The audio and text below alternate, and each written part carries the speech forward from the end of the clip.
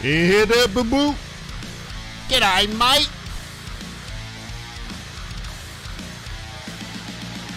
Hello. How are ya? How's your mum?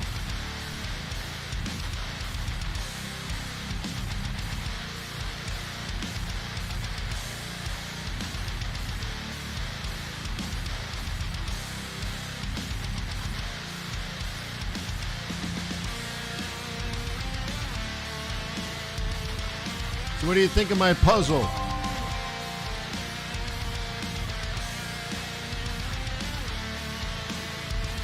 You should have it done by now. Nah, takes 54 seconds.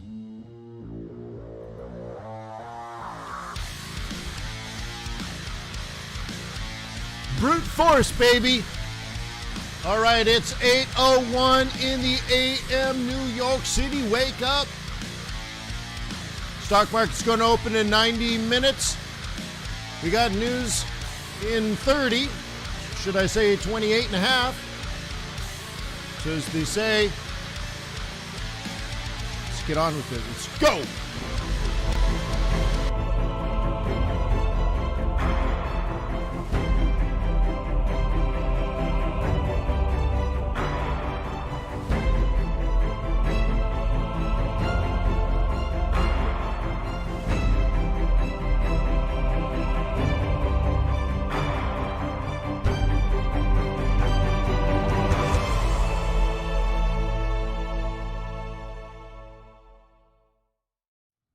Let me remind you that trading is risky, not appropriate for everyone. Your past performance, good or bad, is not necessarily indicative of future results. Please stay small, stay humble, focus on the long term, never risk money you cannot afford to lose. Ni hao ma! I just realized I don't have glasses on. What's going on? I can barely see you. Where are you? Hey, my name is Wayne McDonald. I'm a currency trader. Yes, I am. With a strep throat, actually. I think I have strep throat. So maybe I'll speak less than normal today. I don't know. That's what the Wayne do. I'll do my best. Anyways, it's great having kids back in school. That way you can get sick every 3 months. If you have kids, you know what I'm talking about. Middle schools are cesspools, and don't ever walk into a kindergarten classroom. You will walk out sick. It's worse than playing at the toy section of an IKEA. You're definitely going to come out with sore throat and diarrhea if you do that at IKEA. So anyways, hey, let's do some currency trading. Let's do some stock trading. Let's do some commodity trading. Let's do some crypto trading. There's a lot going on in the world, right? Lots of ways to make money. Unless you spend your money. You spend your money? What did you buy? Oh, I bought a Rolex. Really? What an idiot. Yeah, no. You should derive joy from investing your money. It's fantastic. So anyways, I do. I'm fascinated by economics as a way to study society, but also finance as a way to compound. Think about it. You take the sum of your inputs. So right, $1,000, let's say. I don't know how much this is. You take some input and you add some time and a return. You can adjust it for things like inflation and opportunity cost. It's up to you, whatever your model. But all of a sudden, you start with $1,000, and a year later, you got 1,100, and you're like, where the hell did the 100 come from? Isn't that neat? Like, I think that's really neat. And if you think about it in a philosophical way, you invented something. It came from nothing. Now you might argue that's usury and that's against, morals or something. But there's this other idea, like you did something that was, and you must have helped someone else make even more money than your extra $100, and that they're just compensating for the help that you gave them. And all of a sudden, so now they were a little more productive, and then someone else was more productive. And it's really interesting. I love it. Money is fantastic. I love money. And for some reason, some people on this planet think that money is evil, money is bad. No, it's not. People might be bad, but there's nothing bad about money. Try living in abject poverty for a while, and you'll say, you know what? Money doesn't solve problems, but call dang it, it's helpful when you need it. So get it, and then be productive with it. Stop spending it. Start creating productivity. Anyways, there's the soapbox speech of the day. So let's go through the charts. Let's do some technicals. Maybe we'll look at some fundamentals, all that kind of stuff. I'm not feeling my greatest, my best. I'm tired, whatever. Sore throat, whatever. So I had one kid home. She's home today and yesterday, and then my son was sick Thursday and Friday. And so I'm accusing the kids of like kissing other kids at school. And they're like, Dad. I'm like, that's how you get strep throat. What are you doing? Kissing all the boys? Right? So anyways. So I'll get through today, and I promise not to kiss you. All right?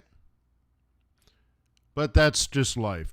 I got 99 problems, but a pip ain't one. So let's go through the charts and look at some trade plans. Some targets we've hit. So if you're in my swing trading group, we planned 5 different trades on Thursday of last week, and many of them are already hitting targets. So here it is Tuesday, and we're done.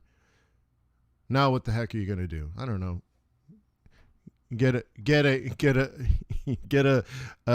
certificate in cryptocurrencies or something, right? Yeah, I look a little tired. Yeah, it's weird, huh? 8 o'clock in the morning. Let's see. In the last hour and a half, I've had 2 energy drinks and about 12 shots of espresso, and I look tired. You're like, really? Thank you, Nuno. So anyways, thank you for all your positive energy. You give someone with strep throat the strength to get out of bed and do what needs to get done, and that's good. And what needs to get done? We need to protect our wealth and increase our money supply, right? So that's good. So let's get that done. I'd like to thank Traders Way for being part of our community as well. Look, at some point you're going to need a broker that you trust. That's a very, very difficult thing to do. In this case, Traders Way has earned my loyalty and respect. Maybe give them an opportunity to do the same. Here's how you start the relationship. You just simply go to tradersway.com, open up a demo account. That's it. Maybe in a day, maybe in a week, maybe in a month, maybe in a year. If they earn your loyalty and respect and you're ready to trade real money, you just got it. You got the relationship. Relationships are worth a lot. Tradersway.com. Thank you, Traders Way. Hoy vey. All right, so here's one of the trades from the swing trading group. On Thursday, right? Thursday, we were down in here. Little bit of a step up, a little bit of a front run. This is Thursday, this is Friday, this is Monday. So if I have my drawing tool, let's kind of break it down. Okay. We'll call this the Thursday floor. Okay. Friday's moving day. And then second chance. That's the Sunday swing.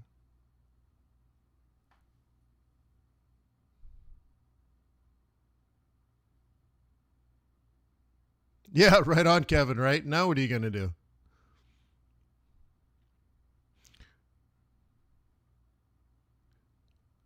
Yeah, money is one of the greatest inventions of all.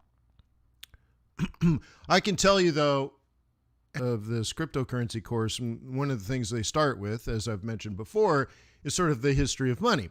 Well, the way I start my monetary policy course, which is right now called the fundamentals course, which I did a couple of years ago, I start with the history of money. Okay, no shocker there, right?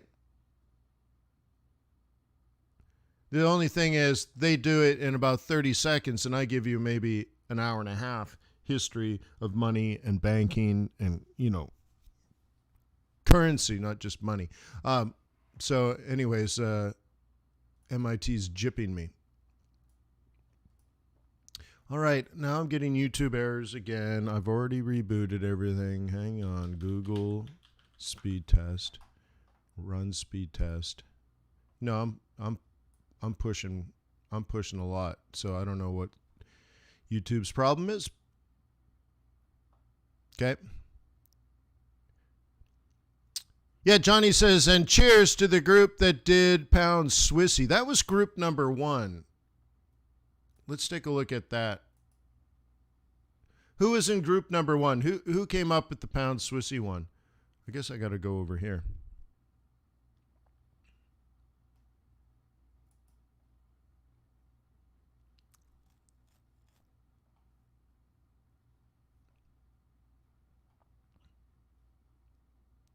Oop. Okay. And here's sort of a thought process. PF, Thiago, yeah. Yeah, Thiago, you're the one who presented, right?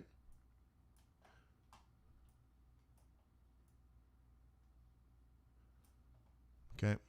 This is the kind of thing that we're thinking here. Double bottom, higher high, higher low, higher high. That's kind of what we got going. Okay. And the real challenge to this, there's always going to be someone that challenges you, right? Where would the bears sell if bears exist? Yeah. And that's, it's a climb. Oh, yeah. And Thiago's like, I pushed Thiago. We're like, all right, so where's the target? And, he did the target for, the week and the rest of the month. And then I pushed farther. I'm like, where are we going to be in July? He's like, July? What are you talking about? July? It's May. And I'm like, let's push it. If you're right, how right can you possibly be? And I think it was 1,200 pips. And then I'm like, okay, that's okay. It's good. But then let's go back. That's kind of sort of like best case. What's our base case? If you got this right and you got May and June, and I think it was, 600 or 700 pips, which ain't bad, right? Right, Molly?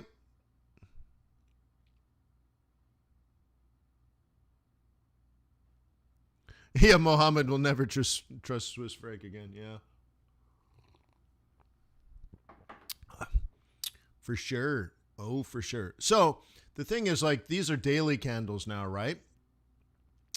What we're looking at is if you get this turn, if you want to call it that, change in direction, like if this is now going this way and no longer down, okay, then how up can it be? Each candle is a day. Well, if you get this right, you can see you're probably up more than a week. Right?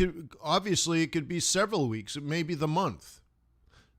And of course, if this is sort of where we are by June 1, where would we be by July 1 if we repeat that?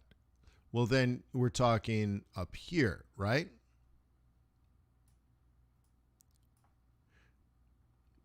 And this is the kind of stuff we do in our group, by the way. Right? We're already so. Thiago took us all the way to July 1st, the greatest day of the year, Canada Day. Yeah. So we're like, well, we want 700 on this, but if Thiago gets lucky and everything comes together, perfect storm, which we talked about the June Fed meeting. Part of this plan. So once again, guys, if you're not in the group and you're all you're doing, if you're a newer trader, let's say, and you get together and you're like, what's going to happen today? Think about what other groups are doing. You might be on your own and you're thinking, what's going to happen today? And we're talking about if the Fed says something that's interpreted in a particular way on June 16th, then we will get a pop of probably 300 pips in the ensuing week, which could then take us closer to sort of the 1,000 to 1,200 extra pips total, which means the week following that meeting, this might pop an extra 300 pips with the extra juice generated from the Fed, and then the last week of May, some more cash coming in from the behavioral finance of needing to invest before summer, which we've also talked about. So now We're talking about price action 6 weeks in advance. We're talking about Fed meetings 6 weeks in advance. We're talking about the behavioral finance of the market in general with the need of investing capital before the summer months. And all of a sudden you're like, dude, that's a lot of planning. So if everything comes together, we're expecting a minimum of 700 pips because that kind of thought process is valuable and it's worth 700 to 1,000 pips. And that's the difference between someone that's going to scalp 20 pips on the stock market open today and someone else that just does some extra work and says, not only will I take the trade today, but I'm going to hold it for 6 to 7 weeks and I'm going to pull out 1,000 on this. What's the difference? One is worth 1,000, the other one's worth 20.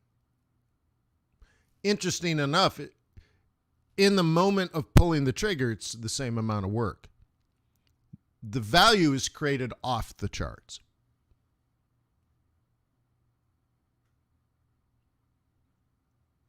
Cool, right? I know. So anyways, yeah, that one might work. Okay.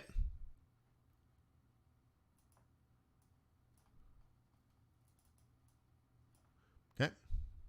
So let it become bullish and find your prices. Let's get off this one. I want to add a little more time, maybe 15. Let me change the chart here. Template, confluence. Okay. So now you got to find your price and your time and wait.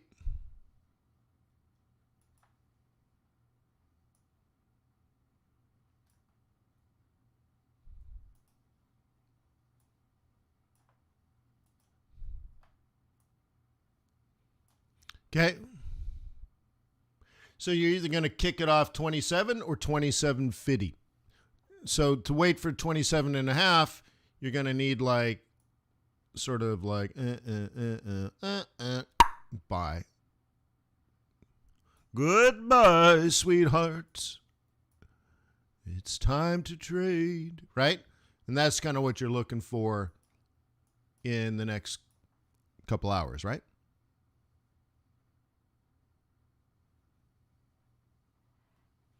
Yeah, Moreno was good. But bear in mind, Moreno, we get in groups of probably 8 people. And we hash it out. And Thiago was the representative of that group number 1. Yep. What's up, Danny boy? Yeah, boy.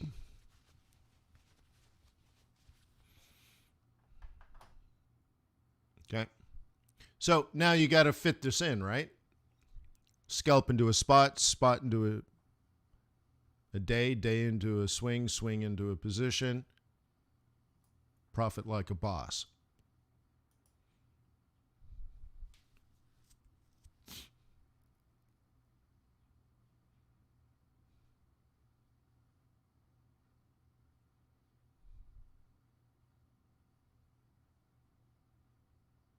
Okay. So Euro doing good. Pound Swissy maybe setting up. Another one we had was pound dollar, and I've been picking on it. Like I think it was yesterday as well. I showed you guys that there was a good trade on pound dollar that's set up like a day earlier, and I'm like, dude, you're just so late. I don't know what to make out of it, right? So you might argue that this is an okay trade, let's say.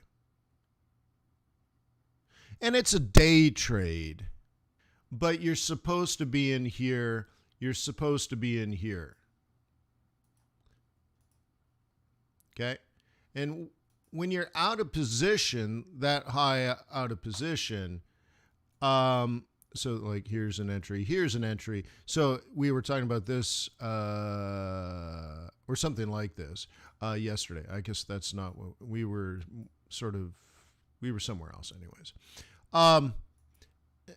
Maybe it wasn't pound dollar I was thinking about. Maybe it was euro. Not sure. But anyways, one of them was like, look, this is the obvious out. straight up, obvious, trade planned, way ahead of time, obvious out. If you don't get out there, you don't have discipline kind of stuff, right? If you're going to retry, okay,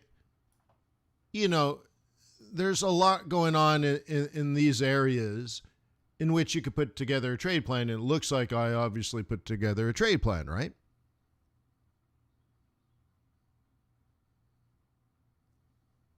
Right?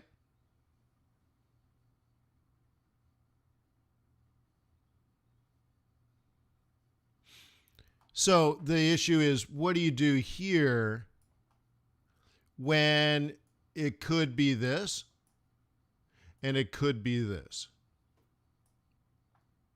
And the way I'm trying to teach you guys is, you're aggressive down here because you're prepared.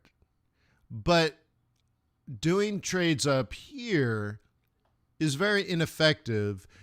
And once again, if you bought it and you made money, what bailed you out was the long-term fundamental play, but it doesn't make it a good trade. And pound dollar did this some other time, maybe a couple of weeks ago too, where, I think it was this other move, the previous move.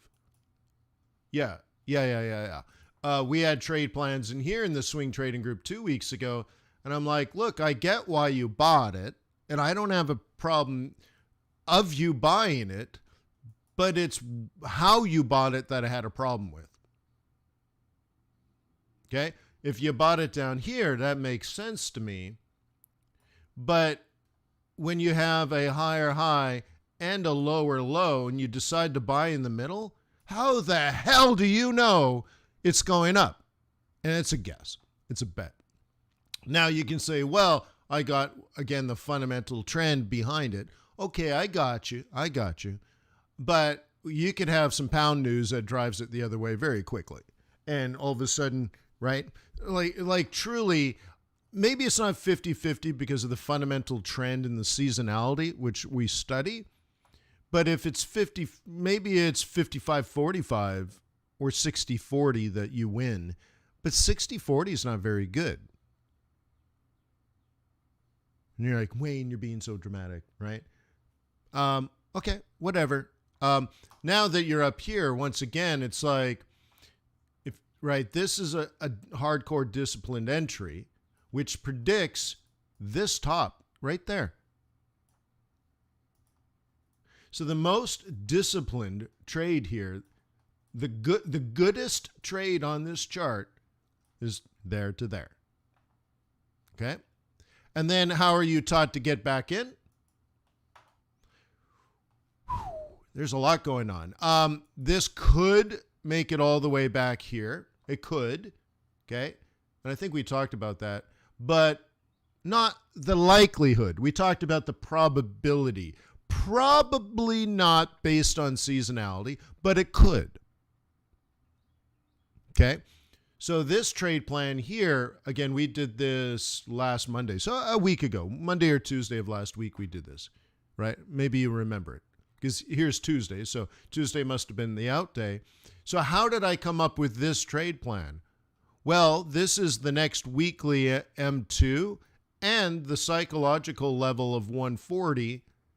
And one of the things I've taught recently, and again, it might have been in my live group, is that when you breach through the psych, you buy the pullback. You just do it. That's just how it works. It's called role reversal. Okay? Obviously, this is created from the psych level. Like sometimes we get so caught up in our technical analysis that we lose sight of the obvious reasoning. The most obvious thing here is we gathered strength to break through psych level, and then it comes back to the role reversal and you buy it. You wouldn't need a chart for this.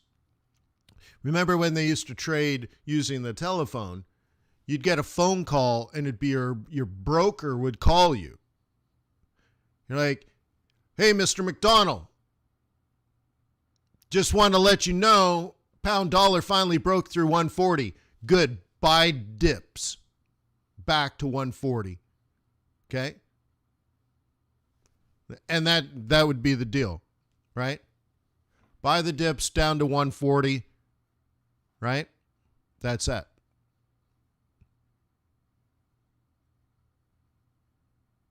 Okay.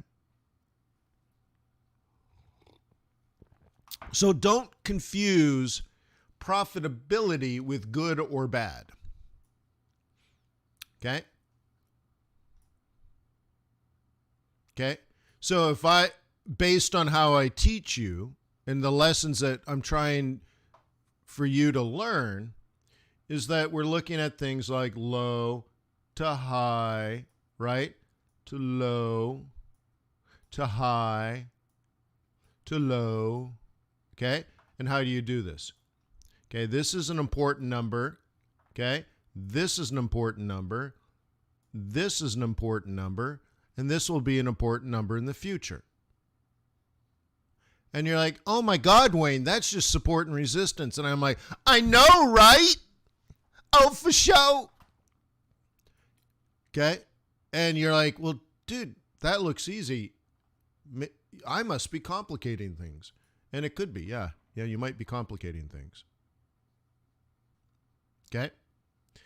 Here's like, again, how could we do this more simply? Okay?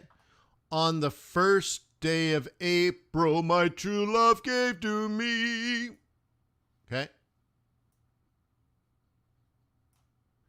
That's interesting. Okay? And since nothing really happened, we call this an inside. There's support, there's resistance. We call that an inside month. Okay? Now we got a new entry and the same target because it's inside. Okay?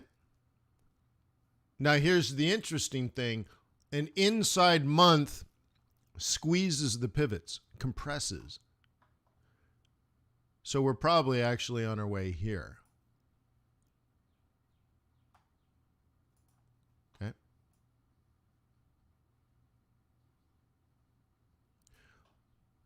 Something like that. Okay. Do you think there's going to be some profit taking up here? Could be a rabbit, could be.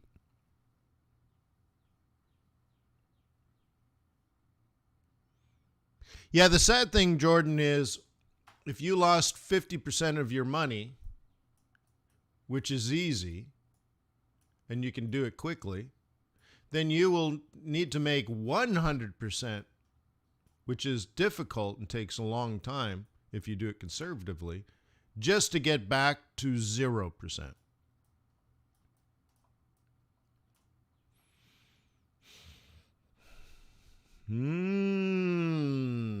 You might have lost half your account in a month, and it might take you a year to get back to break even.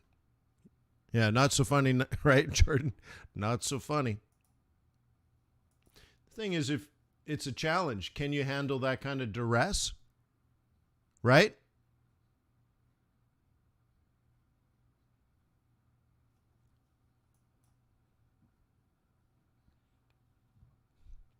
Okay, try to figure out this trade. Okay. The target is 1964, 1964. Oh my God. Yeah.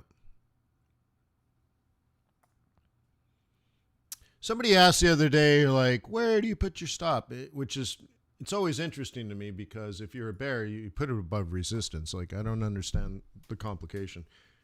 There must be other gurus that have complicated rules, but if you're a bear and you sell, you put it above resistance, right?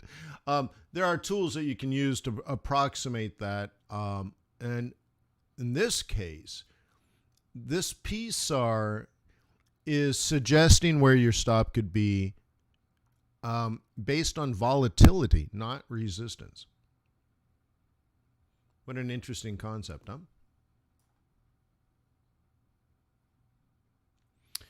The problem with tools like this is they're never going to be accurate. Okay? For example, this is a leading indicator that says this could seriously be a challenge to your short trade. The indicator will wait and wait and wait and wait until you already got some sort of move, right? And this catches up. And then all of a sudden you got dots down here. But that could be a costly wait, okay? One way of looking at this psychologically is if you had a monthly trade plan, okay, monthly plan, you would exit at 120.17. Not 120, not 119.5, not 120.50, right? Because look at these are re-entry prices. Okay, so you could exit here and re-enter there. Can you see that? Okay, this could be your re-entry for the new lower low, and this could be you stuffing dollar bills in your bank account. Right? Or you can go consume something and put the dollar bills in somebody else's pocket. Remember, when you spend money, right? When you spend money, which we call consumption, it's somebody else's income, right?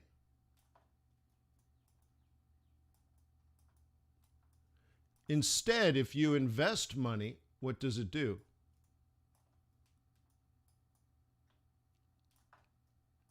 It gives you income. Who do you want to pay? Somebody else or pay yourself? Isn't that cool? When you invest,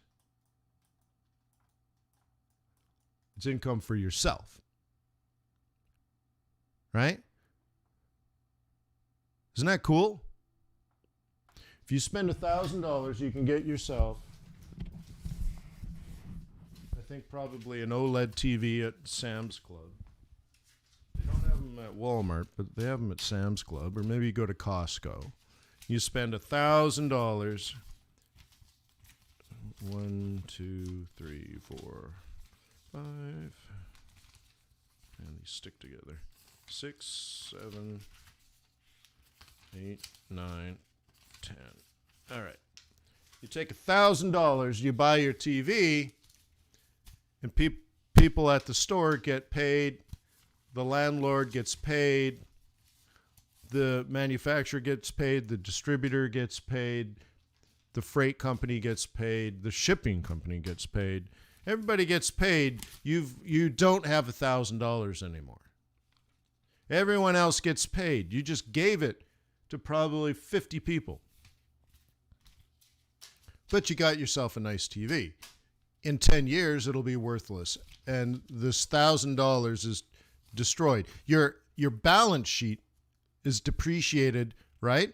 So maybe in the beginning, you're like, well, I could take this TV, and if suddenly I can't pay my rent, I could probably sell the TV. It's a $1,000 TV. How much can you sell it for quickly? 1,000? 800? 700? 600? 500? 400? Well, something, right? Have you ever tried to sell a 10-year-old TV? What's it worth? Pretty much nothing. Probably have to pay $10 at the garbage dump to get rid of it. Okay? But you gave the money away. It became someone else's money. And in 10 years, you don't have an asset. The money has been destroyed. Okay? But if you invest it, okay, what happens is you got your $1,000 plus, let's say in 10 years, you got your $1,000 plus now it's worth $1,400 in price, but you've also been earning income for 10 years. You get 10%, so now you get another 1,000. 1, 2, I don't know how. I don't think I have that much. 1, 2, 3, 4, 5, 6, hang on, 7, 8, 9, 10. Okay, so now 10 years gone by. Okay, you don't have a TV though, but instead now you have 1, 2, 3, 4, 5, 6, 7, 8, 9. Dang it, they stick together. 10, 11, 12. Look at this. 13, 14, 15, 16, 17, 18, 19, 20, 21. Okay. So you got income and asset appreciation and a return of your initial investment. In 10 years, you have this kind of money, but you don't have a TV. Someone else had the TV, gave their money to other people got paid. You got an asset that in the 10 years depreciated to be zero, where someone else has more than twice as much money than they used to have. And then you're like, but Wayne, inflation. Okay, let's get rid of one of these for inflation. All right, now on real terms, you have this because you owned an asset that appreciated and offered an income. Okay?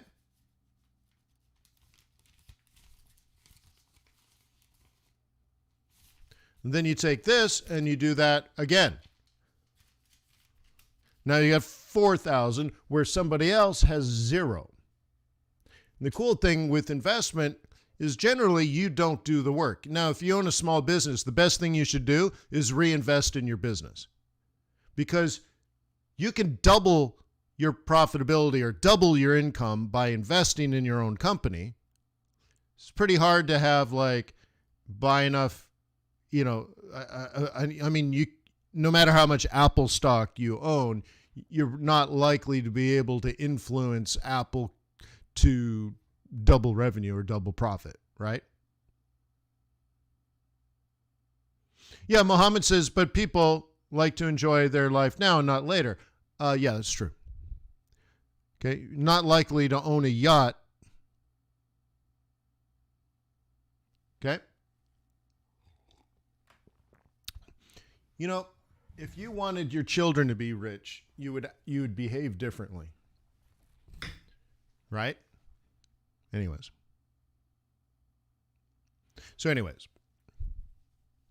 Yeah, Federico, $10,000 with micro lots, right? Here's the thing. What I'm trying to teach you guys is that I want you to look at Forex as a business. So if you're looking at it like, man, I only got 10 grand. I'm not going to get filthy, stinking rich doing what Wayne's teaching me. Well, I'm teaching you how to start a business and run a business that creates value to customers. And that one day you'll be able to do this as a business for other people. And that will, if you can do that over now periods of time, you will be able to generate wealth, especially if you're still listening to the message I just gave. So let's say you need $100,000 to live right now, and you're making that with Forex. Well, if you're consuming your $100,000, then at the end of the year, you still have nothing. If you're able to work at, I don't know, Bed Bath & Beyond and make $100,000 there, now you don't have to eat your Forex money, okay? And you can grow your 100,000 or make 100,000, but save it. And in 2 or 3 years, now you got like 200,000 or 300,000. And now, but more importantly, you have a track record of success. So now you've come to the fork in the road. And boy, I said fork and I've been hashing on things. Sorry, too much crypto. I've been forking hashing all night, right?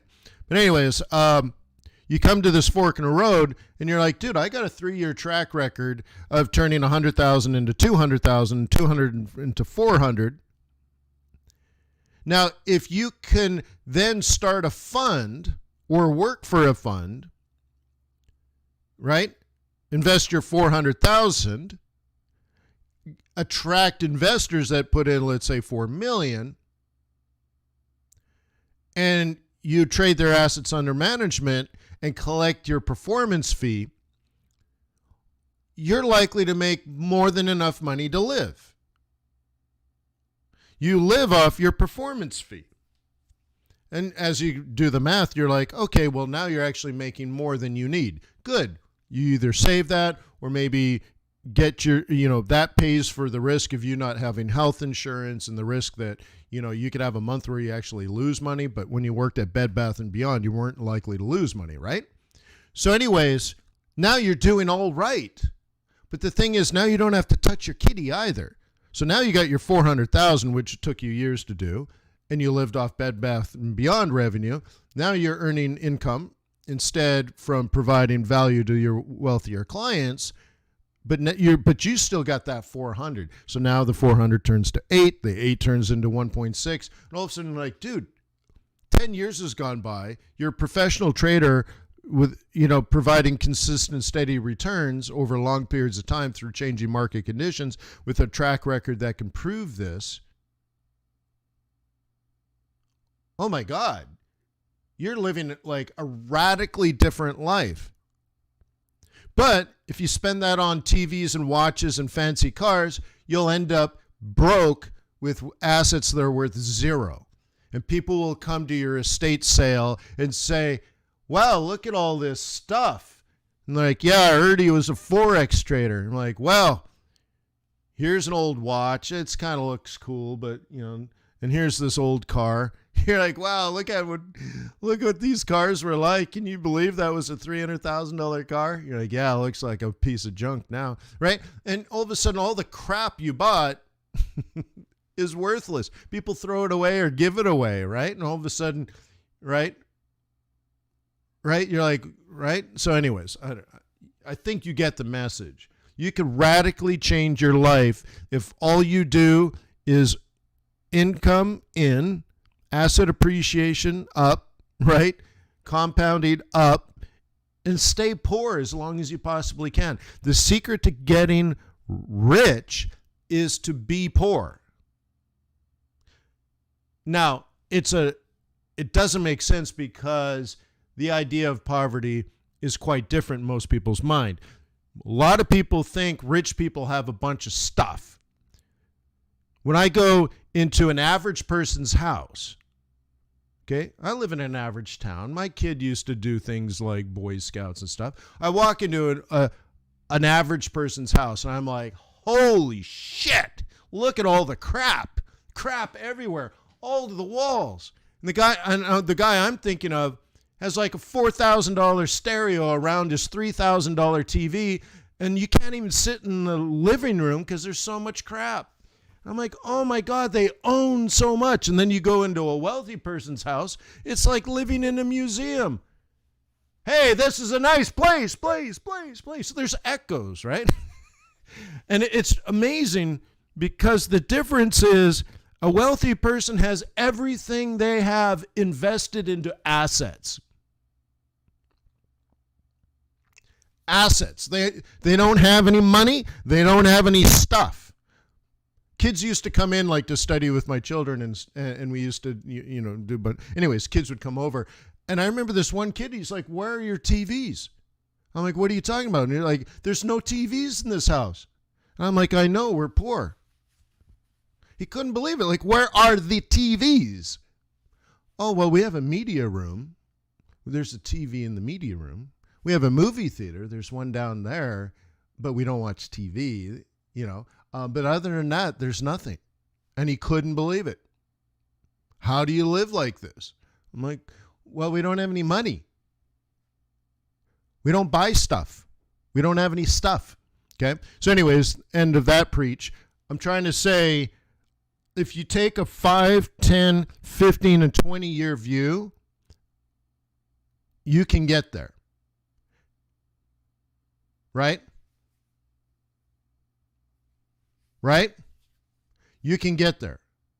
So, Sangam, I'm getting to the point where it's like, I want you to look at this more than how can you make a bunch of pips today? Where are you going to be in 20 years? And it could be wildly beyond your big, hairy, audacious goals. If you guys remember BHAGs from the 90s. Okay?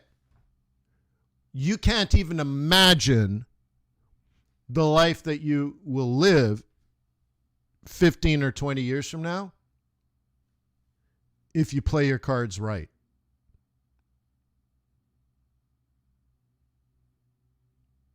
Right?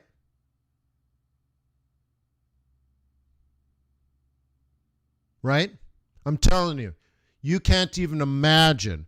What my first real success story with an FX boot camper was way back in 2004.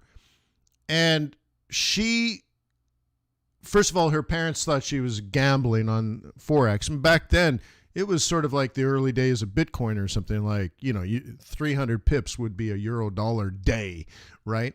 So it was just crazy, wild and crazy stuff. But I tried my best to do technical analysis. Now, I don't think I had much fundamentals, if any, at that time. But I had taught myself how to survive Forex. And that's how I got FX Bootcamp going, because I needed to surround myself with like-minded people. And so I started FX Bootcamp. So anyway, so I had a small crew of maybe, 50 people every day. And I forget her name now, but she was Korean American. And she did so well in Forex that she bought herself a car. She bought her parents' house and bought them a car, a Cadillac. Right? She quit her marketing job, and she had some money because she had like a real job. She had a real career. So she had some money, right? So she started from a pretty good base, but she quit her job. Okay, paid off her parents' mortgage, bought them a car, and then she moved to Korea. She'd grown up in America, but Korean American, hadn't really been to Korea. She hadn't lived a side of her authentic self, as Harvard would say, because you have many authentic selves. So she wanted to be Korean. So she quit her job, sold everything off, took a year off Forex, moved to Korea, and lived with monks on top of a hill. Right? This is how her life changed because of Forex. And you can't imagine doing stuff like that. But she told me the reason she did it, or the reason she was about to do it, like doing it in this process, was that she didn't know who she was anymore because of Forex. She didn't have to be the person that has to go to a job every day and manage the people and work up the politics. And she had this identity based around that but it was very unfulfilling. It was just, but this is what regular people did. And she had this moment where she realized all of that was garbage. None of it needed to happen. So she quit her job and took care of her parents, right? And then she's like, well, now what the hell do I do? Who am I? Right? And I have many friends, by the way, many friends that have gone through IPOs, many. One of them, he was still only, he was a young man. I don't know. He was probably less than 30 and he was done. He had all the money in the world, and he sat there and he's like, what do I do with the rest of my life? What do I like? Imagine having a conversation with yourself like that, where you're like, I can do anything I want. I can live anywhere I want. I can do anything, go anywhere, be whoever. But now you have to have that honest conversation with yourself. And I'm telling you, it's wild and scary to have that conversation. Right? So my friend Virag, in that situation, he was drinking scotch and asking himself, well, what is he like? I'm not joking. And he's drinking scotch. He's like, what do I like? And he's like, damn, this is good scotch. What do I like? What interests me? Look, man, this is good scotch. Then he's like, you know what I like? I like Scotch whiskey. So he's like, I'm going to start a whiskey company because he's got all the money in the world now. Doesn't have to work. He's 29 and a half. What do you do with your life now? So he moves to Scotland and works as an apprentice at some of the best, whiskey distilleries in Scotland and learns the craft and trade. He now runs his own company. And I was reading my Whiskey Advocate magazine a couple of months ago. It's been now 15 years, and there's a whole article on him and his whiskey company. That's a true story. He had to have that moment of like, what do I do now with the rest of my life? Forex is going to do that for you. But you have to get rid of the get rich quick stuff because that's nonsense. If you want that, do an IPO. Right? Create $1 billion company out of nothing and then go IPO. But you know what? What you forget is it takes 8 years of unbelievable risk and extreme hard work. It's so much easier to become financially independent trading Forex than making $1 billion company and going IPO. Right? I was a venture capitalist, right? I can tell you it's still 1 out of 1 million to do the IPO route. And I don't understand. You have better than 1 out of 1 million. Shoot, somebody says you have 5 out of 100 chances to be successful in Forex. That's one of the reasons why I became a Forex trader. I read that at the time it was $2 trillion a day. And the second thing I learned is 95% of people fail. I'm like, holy crap, that's amazing. What an awesome opportunity. I only have to beat 95 people? Shoot, in venture capital, it's 1 out of 1 million. 5 out of 100? Oh, that's gotta be easy. All I have to do is work harder and smarter than 95 people. I can do that any day of the week. Watch me. Okay? And that's how I look at it. So don't screw it up. Right? Yeah, my old VC job, I loved it. It was actually cool. I'd walk into the office. I had 2 assistants, plus I had a marketing assistant. Right, one answers the phones, one does the contracts, the other one does the research. We had a research team, probably 50 people on the other side of the office, but this was just sort of like my guy, and I shared him with a couple other people.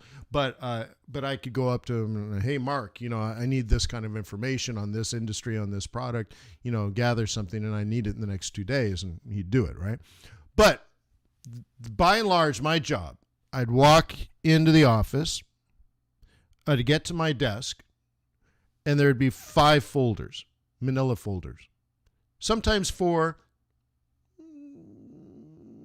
maybe only 4, sometimes 5. How about 4 folders, sometimes 5, depending on what's going on.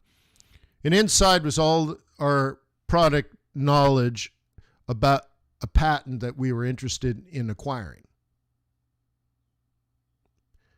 And each folder was for the meetings, right?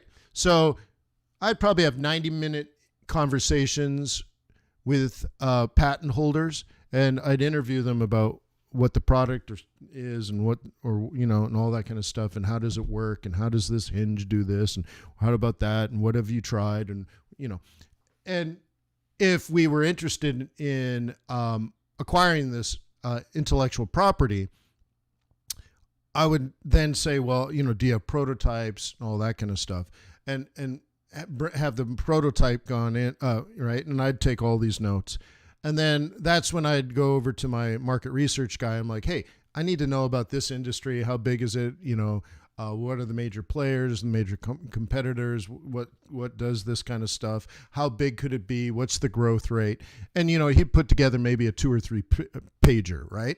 Over the course of 2 days. And meanwhile, we'd get the prototype and I'd play with it and I'd look at it. Maybe I'd call some engineers and, what do you think of this? What do you think of that? And And then I'd have another conversation with the entrepreneur.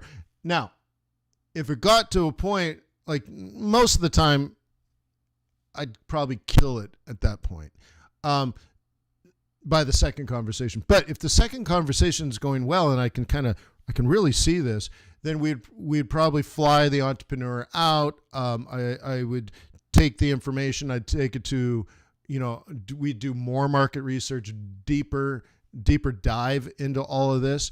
And really at this point, I've probably made a decision whether I wanted to invest or not as the lead, right?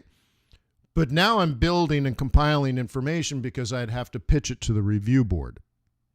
And I'd have to go in and say, here's what the work I did, this is what I see, all that kind of stuff. And we looked at this and that and the other thing and these people and that people. Very often that I would go through the review board and probably, I'd say 2, maybe 3 times with the fund manager, like this, I think his actual title was president. And he would talk to a lot of people too.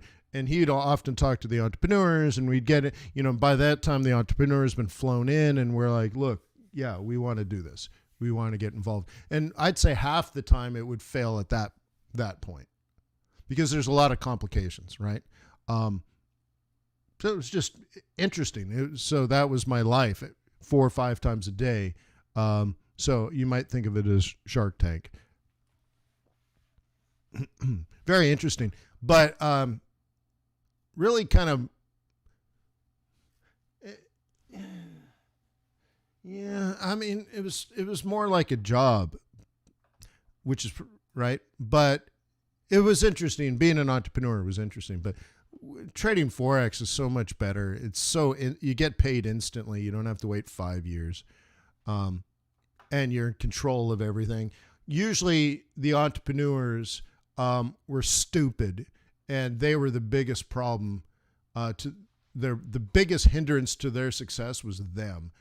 And they screwed it up, I'd say probably 8 times out of 10 because they're knuckleheads.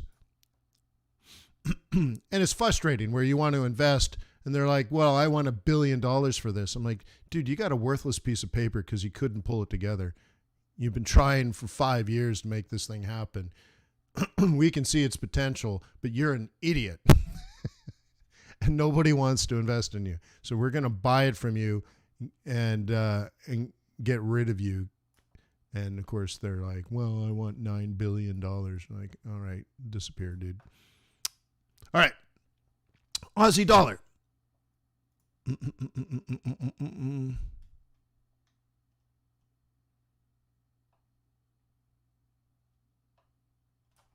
Okay.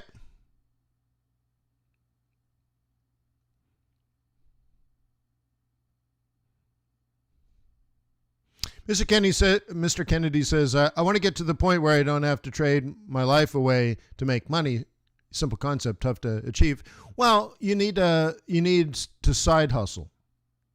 And that's what managing other people's money is. It's a side hustle. So I don't care where you get your income stream from. You can have a second job. You can rob banks, sling crack, whatever, dude.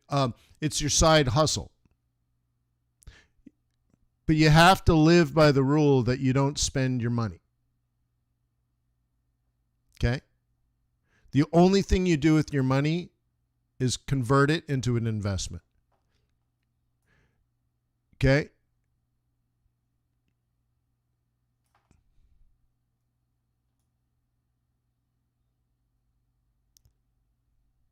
The cool thing is, all those toys you will generally get for free.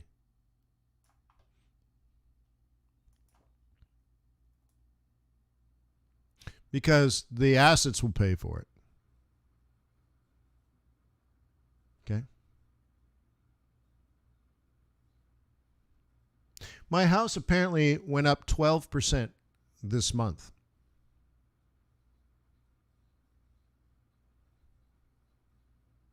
I didn't do anything. Well, it's not true. I got projects going on, but that's not why it went up. It just went up. It's very interesting. My house made me many thousands of dollars. It made it. It's really interesting. Now you're like, well, it's only paper. Well, I could refinance and pull it out, or I could sell the house. But the value is up. It made money. And I could also move out and rent it, and it would then have income, not just asset appreciation. Okay? Stephen says, what's the difference between crypto trading and Forex trading? Really, I could comment, let's say, on Bitcoin versus euro dollar, and ultimately you're just trading an asset, one asset over a different asset. So with that in mind, probably nothing. Okay. The thing is, euro dollar moves 5% a year, and your Bitcoin, you can lose 10% overnight while you sleep.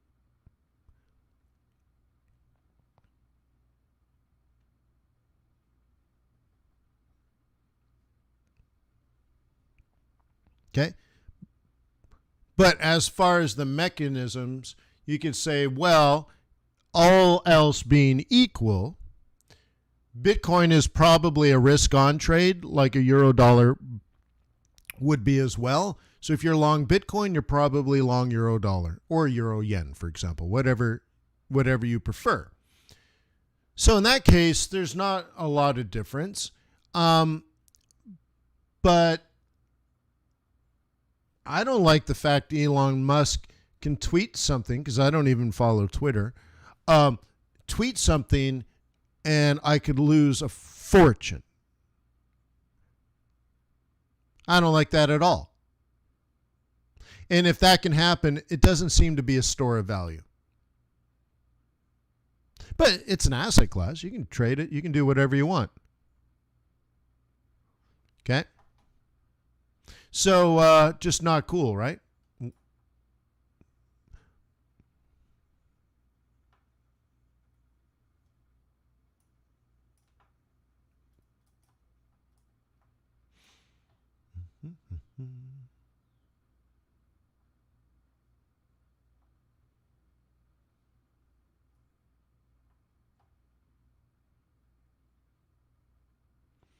Thomas says, hey, I'm well over 1,000 pips in profit for the first time, thanks to you, Wayne. Awesome. Awesome. Yeah, good for you, man.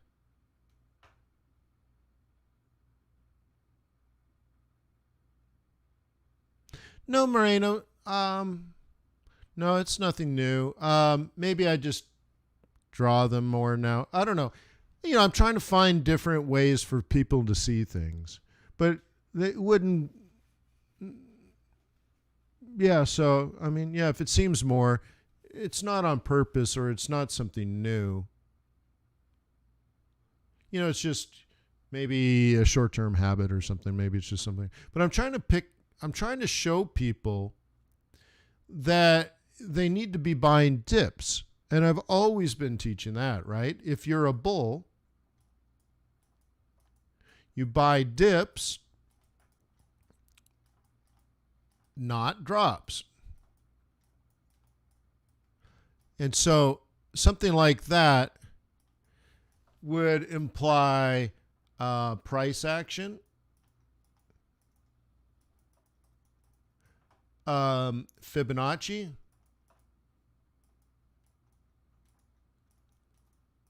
maybe Elliott wave, because the reason I'd say Elliott wave is it's simply price action and Fibonacci. It's the same thing, right? Another great one is pivot points.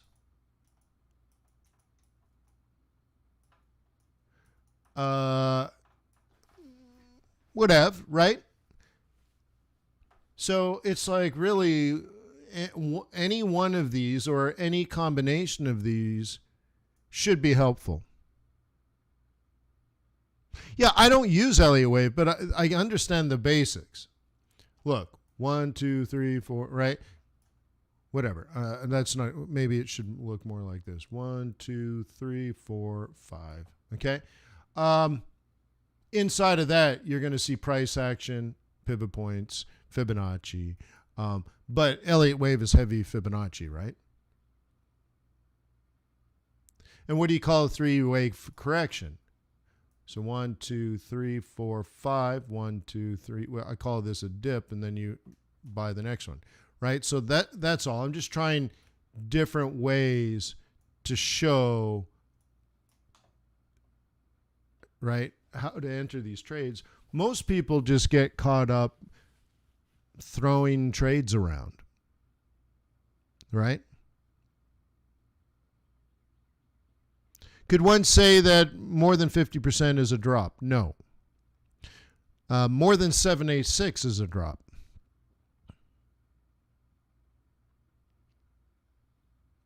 Okay. Here's the biggest thing. Okay. You know, when you have a negative slope, okay, when M is less than 0.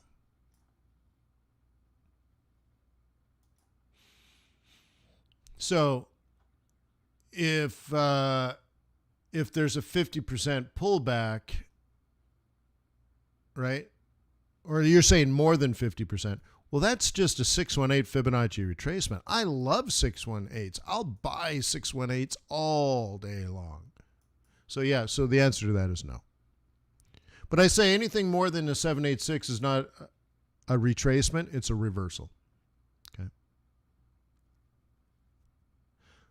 So my point here, like on this is obviously a buying price. I even have it colored for you. So what do? Do you sell down there? You'd have to be a moron to sell down there. So the only thing it could do is up or not up.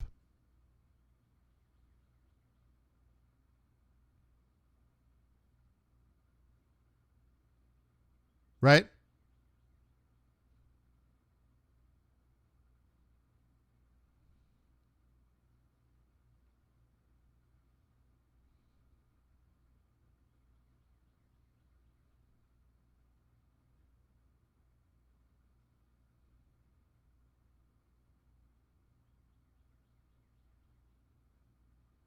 Mike's like, hey, I also made 4,500 pips since April. Awesome. Thanks, you're a legend. Swing Trade Group in for the win. Yeah, right on, Mikey.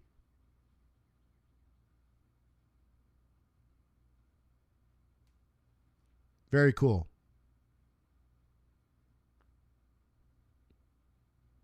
But for some reason, YouTube won't promote this channel, huh? Do you understand that most Forex traders have no idea that's even possible? Right on, Barry. Are you on a yacht?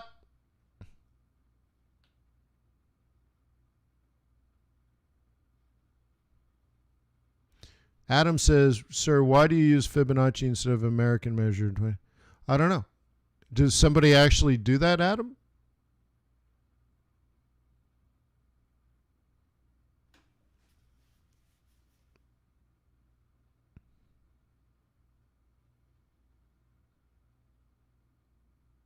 Yeah, it's true. Well, I went years and years and years without a vehicle. I do have a ridiculous car now, and it is funny. People's heads turn, and it is funny. But it's more of a joke than anything. I laugh at myself. My children are like, "Oh my God," and my wife's like, "Hey, whatever." If it makes you happy. So mine's funny. It makes me laugh, but heads turn when we drive down the street. Right? It's really funny. And that's that. So it makes me laugh. I suppose that's how it should be.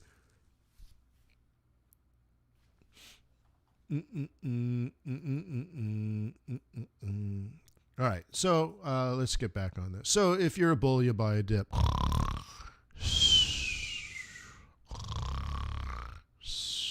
Now, the problem is if you're this slow, right, you're behind the curve a bit, right?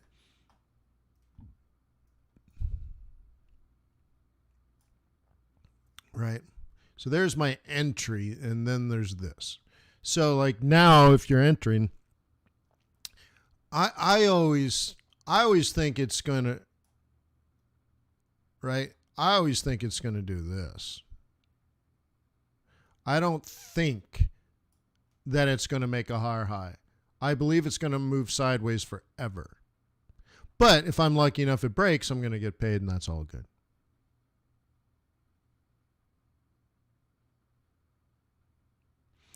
Sangam says a lot of Indians don't drive anymore. A lot of Americans don't drive anymore as well. Kids are not like eager to get a sports car and start driving and racing the other boys and stuff. It's just not really. It's not really in the culture anymore, right? They want to play. They want to play Apex and hang out with their Russian girlfriends. I'm like, dude, stop hanging out with Russian girls. Hang out with girls in your own school. How about that? Why don't you ask a girl out on a date? Why don't you go and have a dance? Go to the school dance. Of course, they don't have school dances anymore, right?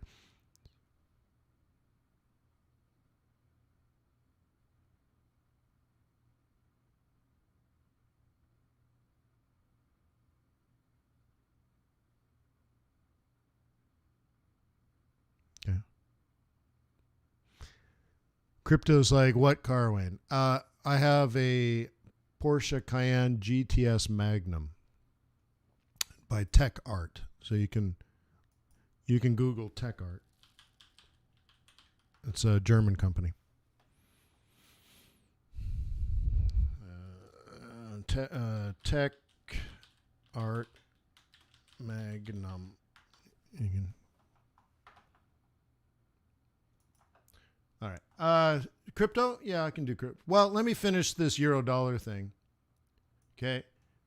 This is the target, so you should probably have taken some profit. Okay. Let's take this through here.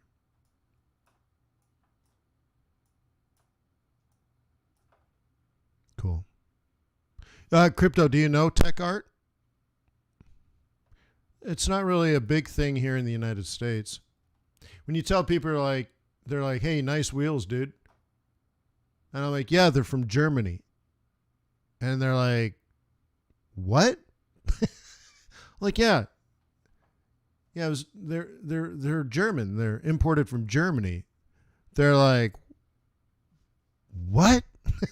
They don't understand. Well, look, this vehicle's made in Germany. Why wouldn't it be right? They're like, what? It's just really funny. I was getting the stereo upgraded because it's got this crazy stereo. And so it's a place where like car dudes show up, right? This guy's got a monster truck. And he comes out and he freaks out when he sees my brakes. He's freaking out. He's like, oh my God. Oh my God. Like, yeah, they're good, right? Oh my God. So it's funny when a dude goes ape crazy looking at your brake calipers. It's like one of those kind of cars. You're like, dude, settle down. They're brake calipers. All right. But whatever. It's a joke. It's a joke. All right. Let's do some commodities. We'll do the biddy. So somebody said something about something and Bitcoin lost a whole bunch of money. So I find it, to kind of counter what I said earlier about euro dollar and Bitcoin, both, let's say, being risk on type asset classes. This doesn't have anything to do with fundamentals. This has something to do with Elon, I guess. Okay. Yeah, I could do XRP, HH, sure. So that's the part I don't write. That's the part. Right. 88 says we should race one day. Yeah. It was funny that when I had first got the vehicle, they just had loaded it off the truck or something. I don't know. And I'm on the not the interstate. I'm on the expressway. So it's like a light and then 5 miles to the next light. And I pull up at the red light. It's just really funny, right? The lane next to me is open. And I'm just sitting there and I'm in my GTS. And I'm shitting you not. Guy pulls up next to me in a Porsche Cayenne Turbo. Same color, everything. I'm like, oh shit. No way. This seems like a joke, right? Like I'm sitting there in my GTS. Turbo pulls up next to me. Same color vehicle and everything. And we don't even make eye contact. And it goes, red, red, red, red, red, green, go! And we both just stomp the gas, word, and off we go. Just, I'm like, yes, this is why I bought it, man. This is why I bought it. Let's go, go, go. But he's got the turbo. Turbos, they're fake. They got the extra 100 horsepower, so I couldn't keep up. But I'm like, turbo? I have a naturally aspirated V8. So anyways, it was just funny. I'm like, oh, snap. It just couldn't be true. It's like you just bought a Lamborghini, right? And a Ferrari pulls up next to you, or even the same Lamborghini. I don't know. And you just go. But it was really funny. It was really funny.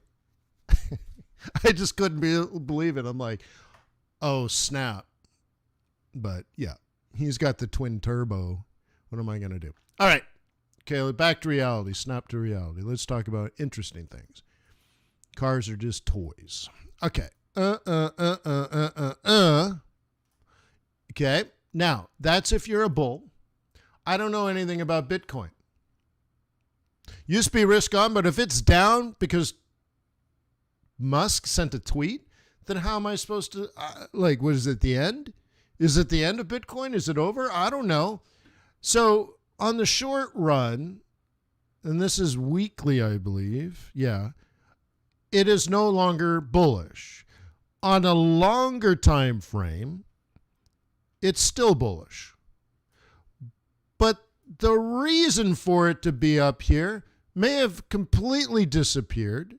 And as we saw several years ago, this could drop to 15,000 or 20,000 without a problem. If Elon Musk wants it to, because apparently he's the regulator. I thought Bitcoin is decentralized.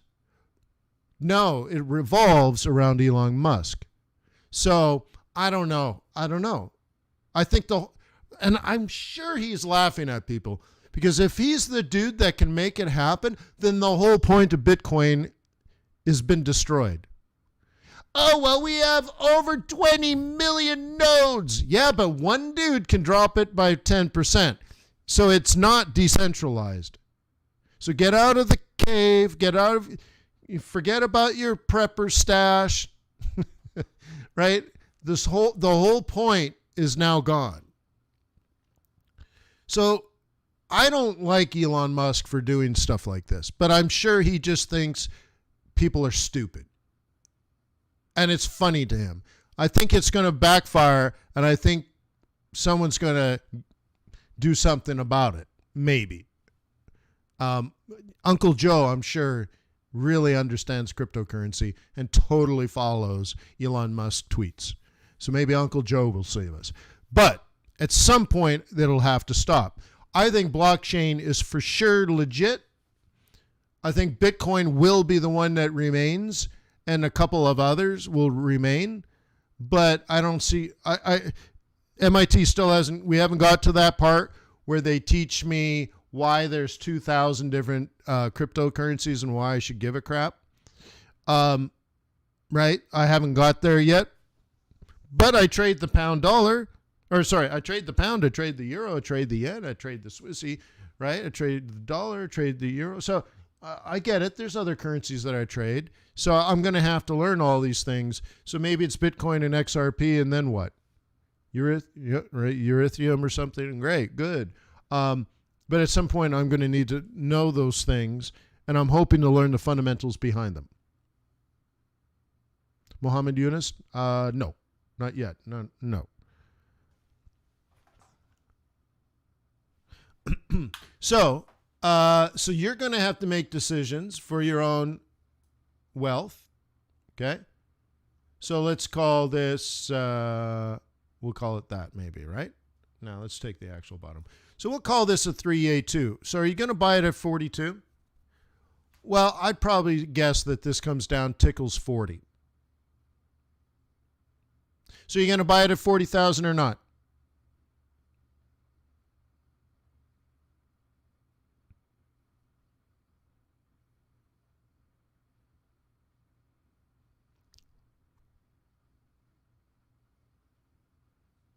Okay.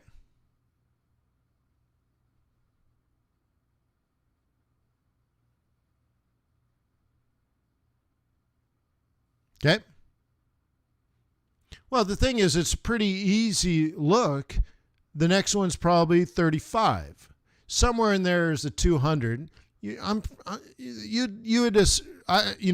this was just a normal trade, I would project the 200 going up and to the right, hitting around 40,000, and that somewhere down there is probably a buy, and I'd probably be on a smaller time frame setting it up. And probably by the end of the week, I'd be long at 40. But you're the one that has to decide, because I can't comment on why it was worth 50 or 60. I can't tell you if it's worth 40. If Elon Musk doesn't want it to be, right, then it won't be. So how do I know what Elon wants?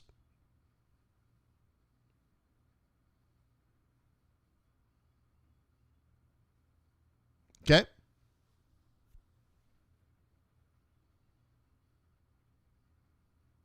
Okay. So that's that. But I don't think Bitcoin will disappear. It's too hard to fathom.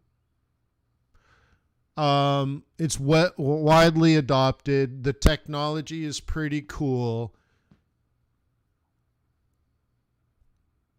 Okay. So, but, I'm still just reading technical papers. Is this one over here? What is this?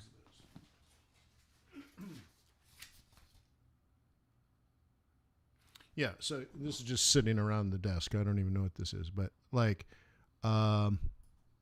yeah, so I just read technical papers, right? This is what I do for fun, guys. Okay? This is what I do for fun. This is just sitting on my desk. I have no idea. I did this a week and a half, 2 weeks ago. But, so I haven't gotten to the point where I know the difference between, right, the cryptos. And we're focusing primarily on Bitcoin right now and the general concepts. So why do we need more than Bitcoin? So I don't know that yet. And the fundamentals behind it, I don't know that yet. So you're going to have to make decisions. But you don't have to be a rocket surgeon to see that this is a 3A2.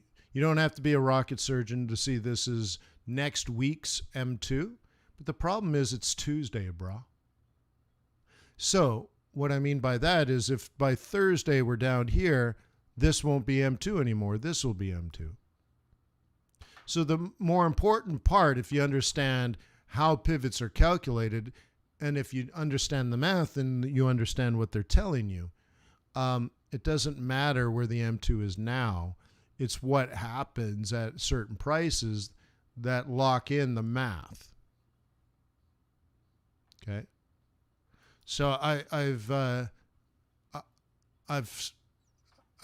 been critical of some trade plans recently because people buy it because it's M2. And I'm like, well, if that mattered, I wouldn't need you to trade. I would have an EA do it, buy it all the M2. So that's not how it works, because on the way down, M2 is moving, right? Right? Yeah, it doesn't take a rocket surgeon. So, yeah, so it's more like, what do you think? What would your prices be?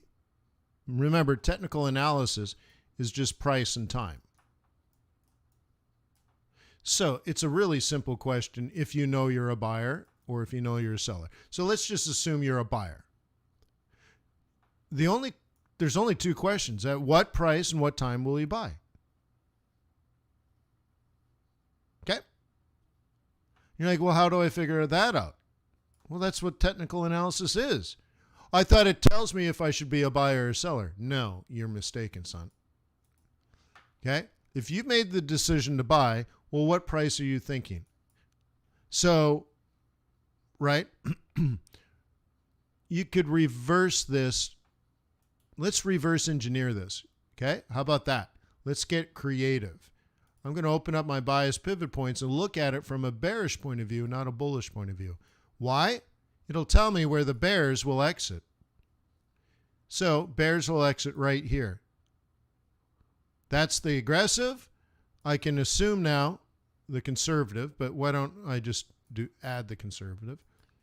Here's how you do that. You go to plot midpoints. Oh, man, I just can't see the conservative. I've already highlighted it. Hang on. Okay, there we go. So there's the conservative. Now let's get rid of everything else. All right. Indicator, kill, kill, kill, kill, kill, kill. Cool. And let's kill this. Not interested. Who cares? Done. I have two prices. If I'm a bull and I've decided to buy, I only care about price and time. I identified two prices in which a bear will exit for profit. So now there's only two things that matter. What price would a bull buy and what price would a bear exit for loss? You're like, what? Yeah. Where are the stop losses? What do you think? There? Maybe one closer? Are there stops here? And what about here? Would anyone generally agree that that's where stops are? So now you know where bulls are likely to buy. Well, bears will likely exit. So this is the conservative exit for profit. This is the aggressive exit for profit for bears. And the rest are stops. Take profit, stop loss, stop loss, stop loss, stop loss. So thread this together and what? Well, that's too fat. What would happen? Okay. All bears exit. Bulls buy. Bears exit. Bulls buy. Bears exit. Bulls buy. Bears exit. Bulls buy. Bears exit. And we're off to the races. Do I know that's true? No, I don't know anything except if somebody sold here and it went here, or if they sold here and it went there, they would exit. How many people would agree with that? Somebody sold it today late. Remember, never underestimate people's stupidity. Right? Sorry, I've been watching Scarface. Never underestimate someone else's greed. Right? That's the line. Huh? Lopez? Remember him?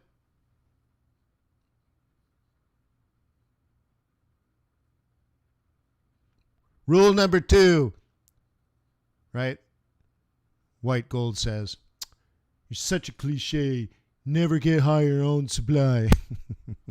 Anyways. Right. So, by the way, what's another way of looking at a stop loss? If those are stop losses above price, then people are short. How do you get out of a short position? By going long and offsetting the short. These are buying prices. They will move your trade up. In fact, if you buy at these prices, the way that you make money is by clipping through these prices. It's not really other people buying. It's those that shorted late getting punished for their stupidity and their lack of planning, their lack of knowledge, and their general patheticness. Okay? Your job is to cull the herd. The whole market is stronger because of the hard work you're doing. If there are people selling at support, they don't deserve to be a market participant anymore. They will be a liquidity event. And they will go do something else pathetically. Okay? So you're a buyer down here, and all these bears are going to make you profit. Okay? Until, of course, you get to a point where the bears do re-enter. Okay? And then you better take some profit. So you're going to have to figure out these prices. So you buy it at 40 and you drive it up to 60. Oh, I only made $20,000 trading Bitcoin. Yeah, tough day, right? Well, obviously it's not going to be a day, but it could be the month. What'd you do this month?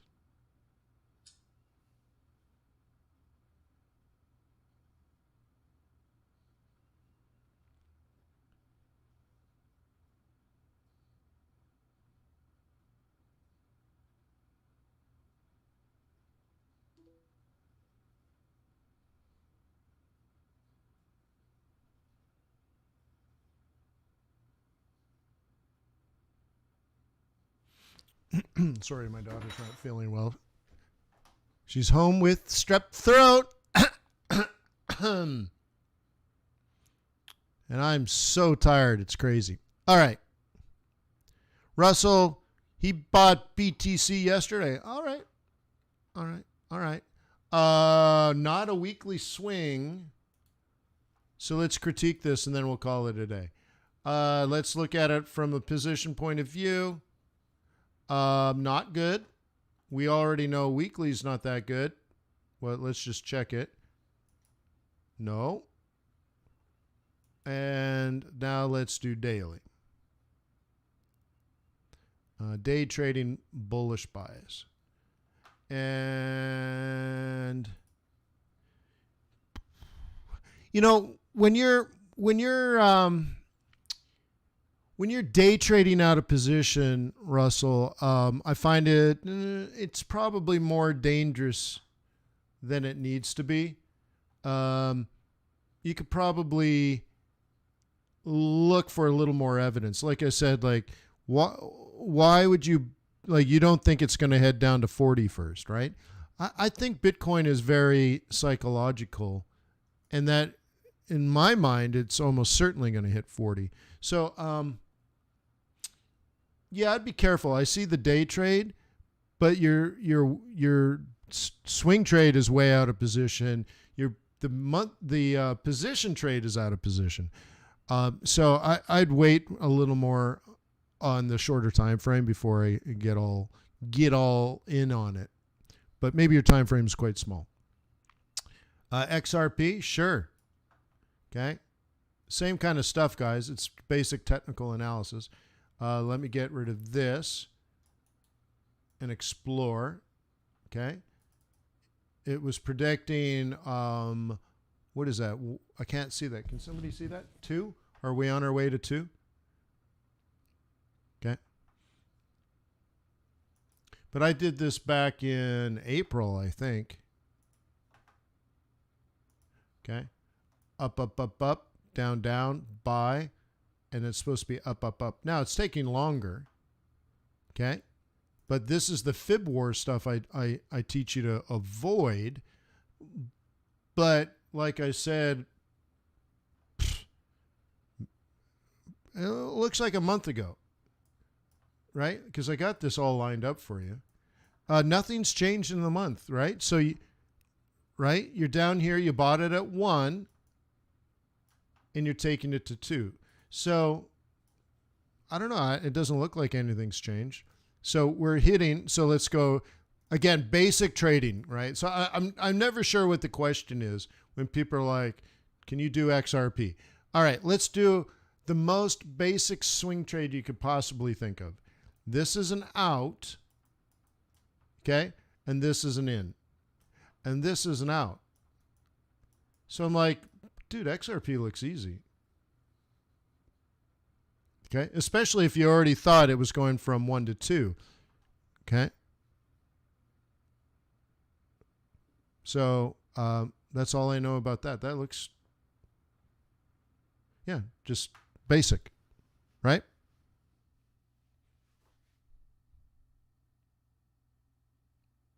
Yeah, if you're a bull, like like once again, so like in the swing trading course, probably on day 3 or less than 3 or something, like you even know to be here at that exact hour, and you'd look at it and go, "Oh my God, I'm buying it at the monthly central pivot and the weekly central pivot at exactly the time I'm at my chart." I mean, that's easy, guys. That's easy. If you're a bull, that's easy. If you were a bear, you tried selling in here, and that's why we had all this consolidation. But like, I don't even understand where else a bear would sell besides up here, right? Like, you have to understand trading. So like, bears get out here. Bears get out here. Why? Well, that's how bears trade. You have to understand that. And then bulls get in here. Once again, it's just trading. It's not good. It's not bad. This is just how you trade. This is where bears sell now. So this is a bear in, right? And this is a bull out. Okay. And maybe a bear in, but you know, I would recommend a double top before that happened. So it's like, this is where bears get out. That's by definition. That's not me making, you know, a wild and crazy prediction. That's just by definition. That's what that green means. Green means up. Okay. This is where bulls buy. It's straight out of the course. There's nothing complicated about that. On either time frame, this is where bears would sell. So that's perfect right there for a bear. They were correct for about 6 hours, right? For a whole day, we moved sideways. That makes sense. There's bears there, bro. And then it busted through, and now we're hitting a weekly target. Why did it bust through? Well, you knew 4 weeks ago this was going from 1 to 2. So that's part of your analysis, right? So you know you're going there. So therefore, you know you're a bull. If you were a bear and you're taking this down, well, you were probably looking right at M being less than 0. So once it turned positive and you were selling up here, it's a little dangerous, but I get you. But this is, again, the 786. Weren't we just talking about the 786 being the big line in the sand? So I think a bear would have sold here, but would have kept their stops close. And that's why this popped, because right? Think of it. Why did this pop? Is this bulls suddenly buying? No, we're just plowing through stop losses, which means all the bears are getting out, which means all the shorts are becoming longs, up, up, up. And then why did this wick happen? Well, we knew on Thursday or Friday or Sunday, Monday, that this is where bears would get out. Bulls would get out. So this is profit taking. Like, it's just like, you got to know this stuff, guys. This to me is the basics. And from that, we can put together plans, right? Right. But I have a feeling like people forget what the plan is. And so when I'm like, well, we already know this is going 1 to 2, right? And you're like, wait, what? Well, yeah, we planned it out in April. Okay.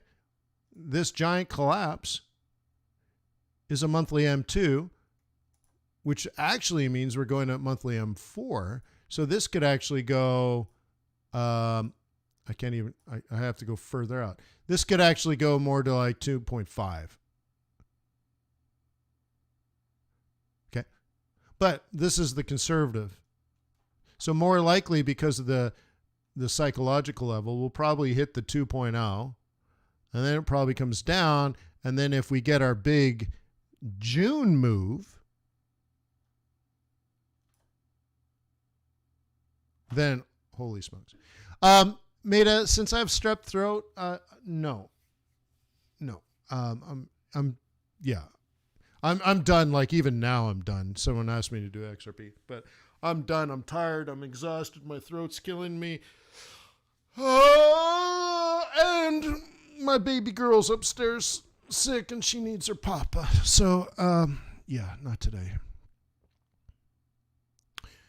Whew.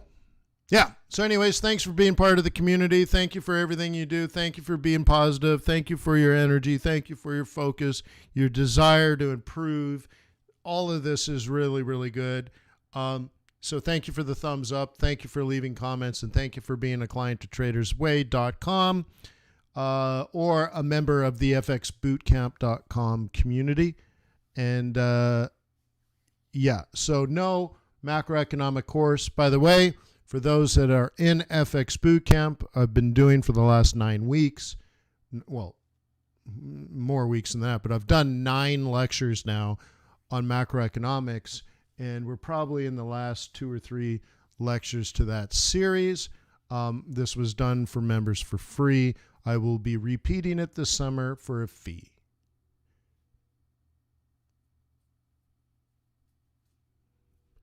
Cool. So peace on earth, may the pips be with you, may our profits be above average. Have a wonderful